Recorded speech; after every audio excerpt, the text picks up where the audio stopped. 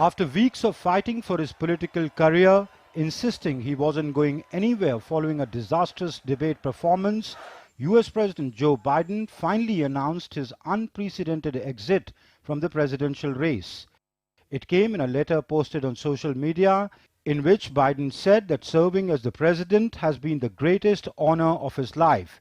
He emphasized that in the best interest of the Democratic Party and the nation, it is paramount to focus solely on fulfilling his duties as president for the remainder of his term.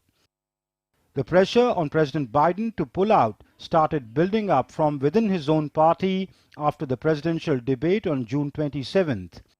Recently, a flood of Democratic leaders, including members of the Congress and influential supporters of the party, called on him to step aside from the race. European countries are also welcoming Biden's decision to quit the race. I respect the decision that he has now made.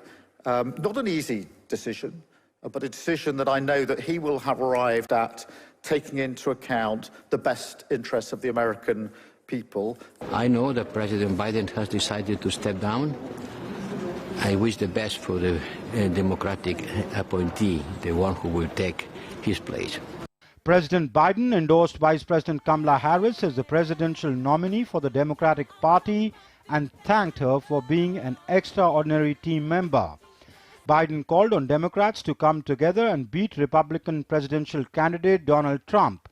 Kamala Harris describes Biden's decision to end his re-election bid as a selfless and patriotic act and said she was honored to have the president's endorsement.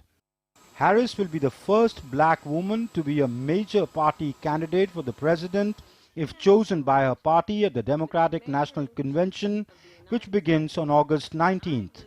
Several Democrats, including 50 Democratic Party state chairs, have thrown their weight behind Vice President Kamala Harris to be the party's new presidential nominee. Former President Bill Clinton and his wife Hillary Clinton, who served as Secretary of State under President Obama, also endorsed the candidature of Harris. However, the future path is still bumpy for Kamala Harris. Former President Barack Obama, former Speaker Nancy Pelosi, and Senate Majority Leader Chuck Schumer are yet to make their stand clear. Now in the presidential race, former President Donald Trump stands as the nominee of the Republican Party, but it's not clear if Trump will face Harris from the Democratic Party atop the ballot in November. Bureau Report, DD India.